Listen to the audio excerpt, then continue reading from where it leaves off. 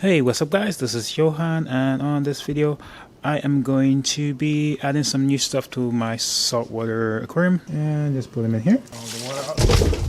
This, you can see all this, look at that. You can see all that slime that just came on yourself.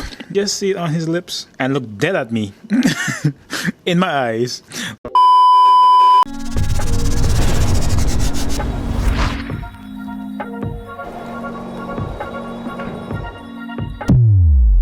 Last few things I did add to this saltwater aquarium was my marsh owl. He's been in here almost a month now, doing really well, and he's completely in love with me now.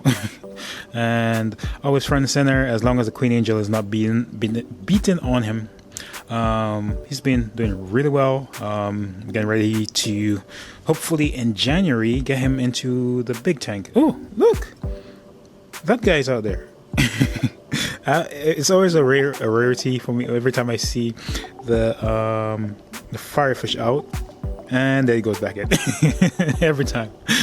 But it's always a rarity for me to see the firefish, and it always surprises me when he comes out and swims. It always makes me happy. But the marsh idol is out swimming, happy, getting ready to hopefully move him to a big tank in January. If everything goes according to schedule, the big tank should be starting up in January. But next thing on here is this coral. I can't remember what it was, but that's the last piece of coral I added to my aquarium. So you can see it's starting to encrust on the edges a little bit. I'm not sure how well that shows up on camera. It started growing, so this has been doing really well. Let's get to what I'll be adding to the aquarium.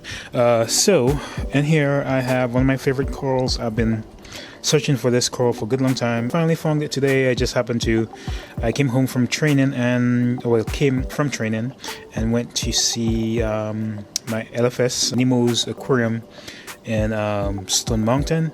I did a video about that. I put that up on the top right there, so you guys could click on that link and check out that when I did the tour of the store. But anyways, so this is a green slimer acro, sorry, and this is a good size piece. I actually got it for like 35 bucks, so good deal. It's about the size of my finger. Next thing I'll be adding, or next couple of things I'll be adding is right here, have a peppermint shrimp, not peppermint shrimp, a cleaner shrimp actually. And I've always wanted a cleaner shrimp for my fish, but I think the last cleaner shrimp I had, it stayed alive for almost a year and a half, and then that whole tank crash that killed everything. So I've been kind of holding off on a cleaner shrimp because they are kind of pricey, but I did get these at a good deal, like 20 bucks. So I actually got two. So here is the bigger guy, and the reason I got two, it's because of the personalities that is in my saltwater aquarium. The queen angel is bossy and likes to pick on everybody, and for the past, I would say, month or so, has been getting into its own of taking over the tank. And so the bigger cleaner shrimp will be for the queen angel, and then the smaller cleaner shrimp will probably be for all the other fish and the marsh owl. Now the cleaner shrimp, it won't discriminate which fish it's clean. It's gonna clean any fish it wants to, but it's just in there because I know how the queen angel is. So these are not my first shrimp in this saltwater aquarium. I actually do have a peppermint shrimp that usually resides right in there. You can kind of see it moving, and that guy doesn't really come out. He just stays in there, just hides all day long. It would come out for food and stuff like that, but besides that, it doesn't do anything. Just stays in there and dances. It's like a peppermint shrimp or dancing shrimp. Then it doesn't really do anything, so it just sits in that hole all day long and comes out, gets some food. But it's been doing really well, so let's get ready to start acclimating these guys. And then there's one other thing that I wanted to do with this video. Alright guys, so I got my 2 drip acclimation going right here, and it just goes up to tubes, and I just have it clamped on to the top of the aquarium. So it's a simple drip, about 2 drips per second, and then the other one's a little bit faster than I would like. It's about 4 drips per second, but that should be fine. So that's gonna get these guys ready whilst they're doing the acclimation. Next thing is this green slime and coral. I usually do all my dips with Melaflix. And this is the marine Melaflix. You can see right there, marine Melaflix. This stuff, it's good for like any like Popeye, flesh wounds, ripped fins, any fungal infections, stuff like that. Another thing it's good for, it's for dipping coral. So if you guys have never heard of it, I mean, I'm sure a lot of people have heard of it, but this is really good for stuff like flatworms. It really gets flatworms, so this is pretty good for flatworms. I'm not sure if it does stuff for nudibranchs because I haven't run into any nudibranchs just yet. So hopefully I never run into nudibranchs, but if I ever do, I will definitely use this to dip. There is two types. There's like a marine one, and then there's like a freshwater version. The freshwater version, when you pour it into the whatever specimen container you have, it will turn the water a little bit cloudy, which is fine. It's just it's more medicated than it is for like dipping coral. So this one kind of smells almost like tea tree oil, and I just pour it in. Like, so there's like a 5 milliliter mark, and that's why I use 5 milliliter for such a small amount of water. And then this is just the amount of water that I get in the bag of coral, and just put it in there. Get my handy dandy turkey baster, and I just squirt around and let it go. I think I forgot to mention why I got both of these. I got two of them because of my queen angel.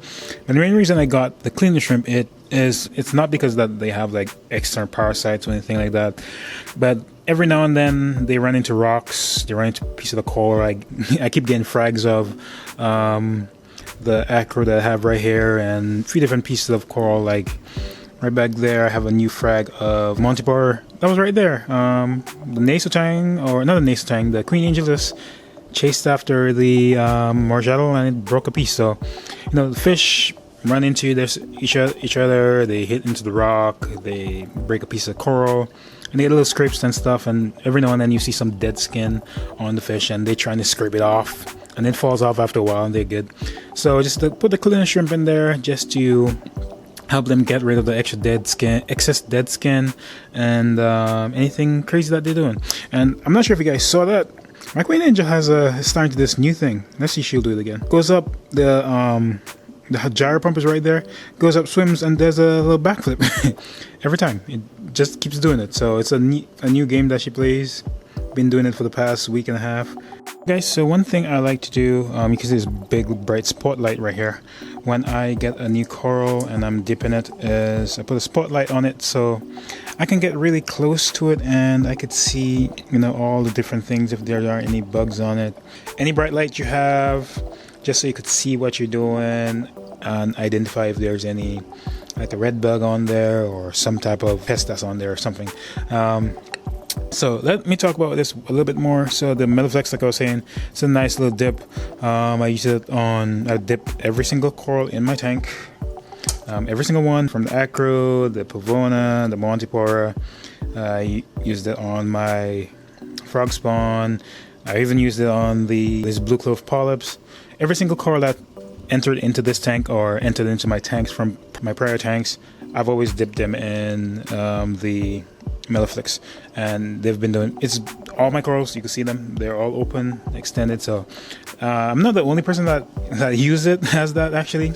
Obviously, it says it's for coral dip. So there's another guy, I think Reef, did a tour of his tank, and he says that he used this product and he cured flatworms with it. So if anybody is having problems with flatworms, get this. It does work. Alright guys, so just in case anybody was wondering why they call this a green slimer, because of this. You can see all this, look at that. You can see all that slime that just came with my hand right there. And I was trying to hold it and break a piece, but you could see all the slime it makes. So this makes a really thick mucus. Let me put it back in here. So things you need to watch out for, and you can see one right there, and that is a little Asterina starfish. So Those right there, some of them are good, some of them are bad. I think I said astarina, is that if that's right? But some of these starfish, they actually eat on coral, so you know, things like that you gotta watch out for. And oh my gosh, you can see all the slime. You can see all the slime just everywhere. So let me go ahead and hurry up, chop this coral up, and then get ready to put into the main reef. Okay, so I'm almost done with the coral dip. One of the things I wanted to mention, this piece right here and then the piece right there, these two pieces are good. I shouldn't have to worry about anything. But a piece I would have to worry about, it's this one. So it looks good right here, but when I flip it over, you could see the white exposed skeleton right there. Now that is dialed for whatever reason. It could be that it was not in some good light, because this was a piece that they actually broke off and put on the frag a couple weeks ago. So the top is growing just fine, it's just the bottom they put on a frag rack. So it could have been stung by a coral, it could have been whatever reason it is stripped back. Now because of that, it being stripped back, I will have to put some glue everywhere that I don't see green. What the glue is going to do is kill anything that is not skin. So I'm going to put it all the way up to the skin, and the coral should just bounce back and grow over it. And I'm going to put this down on the rock, and all this is going to be just coral glue or regular super glue, and that should take care of that. So one thing you guys do have to take note of with the Metaflex dip, it will send your protein skimmer crazy. So if I always take it out of the actual dip solution, and then just go over here. This is just regular tank water, rinse it off a couple times in tank water, and then I put it to the side. So this is just a little cut, little 16 ounce bottle. I just cut the bottom off, got some tank water and put it in there, so I could have a piece, so I could have some dip it in. And look at this. This is why they call it green slime. You've seen all that goo. Yeah, so let go. There you go. And then I just go in here again. Just rinse and repeat. I'm done basically placing all the coral, all the frags of the green slimer. So got one right there, got another one right there, and then I have a third one in the back, kind of behind this rock. Just put in different places, just see what the different light's gonna get. So a couple of things you have to watch out when you are fragging and gluing coral. Obviously, you gotta watch out just in case you have a certain coral you might be allergic to. So if you think you may be allergic to a certain coral, wear gloves, wear eye protection. If you mess with anything like polythoa corals that may have some type of poison, use gloves. Make sure you don't have any cuts in your hands. Another thing you have to watch out for is something funny. One, on yourself, that you don't glue. There you go. That you don't glue your fingers together. So I got a little bit of super glue in there. But another thing you gotta watch out for is your fish who are very troublesome and like to go and nibble at everything. My marsh owl to come out of hiding back there because he has some super glue on his mouth. He's trying to get it off right now. Yeah, so there he goes. You could just see it on his lips. And he came up to the glass and looked dead at me in my eyes. Like most of the time he's just swimming around. He came up like front and center, looked at me dead in my eyes and said, "Get it." He just had the look on his face like, "Get this off my lips." Okay, so it just fell off. But it was so funny the way he came up. He had the dab of glue around his mouth. And I was like, "What's down in your mouth? What the heck, did you run into a glass?" And he's just staring dead at me like, "Get this off of my mouth." So a couple things to watch out. Your fish might go in and investigate the glue and nibble on it. It'll fall off just like this one just fell off his mouth. So it doesn't really stick that long. Alright guys, so I'm getting ready to put the shrimp in, and this is just my net and then the old container I have. What I'm going to do is just simply drain all the water out. Alright guys, so got some fresh water here. I couldn't find my nets. Right. So I'm just going to use my hand. If you guys know me long enough, I don't use nets. Probably why I can't find my nets. They're somewhere on the house somewhere, or probably in storage somewhere. So and every new creature that comes into my tank usually done by my hands. It's real gentle. Put this guy in here. There he goes. In here, and these guys are pretty simple. They're not too flighty. Shrimp. Oh, this one's giving me a little bit of fight. And just put him in here. and he just jumped. So put him in there. So both of them are in there, and so this is pure tank water, and they should be good to go. Alright guys, so that pretty much wraps it up for this video. Just me adding some new additions to my tank, coral and 2 cleaner shrimp. This went by pretty smoothly. I just took my precious time with it. For you guys it might seem like anywhere from 10 to 20 minutes, but for me it's like 3-hour acclimation and coral dipping and all that. But I think the shrimp will enjoy their new home. The fish we're desperately waiting for them to come, and the marsh idol has been hovering back there for a good long time, waiting to be cleaned. Oh, is it being cleaned? Yep, actually it's being cleaned. So good, I caught that. Oh man, I missed it. So the marsh idol was getting clean, which is perfect. The cleaner shrimp are already starting to do what I want them to do. So yeah guys, I haven't added much to my aquarium in a bit, but the tank is only 4 months old.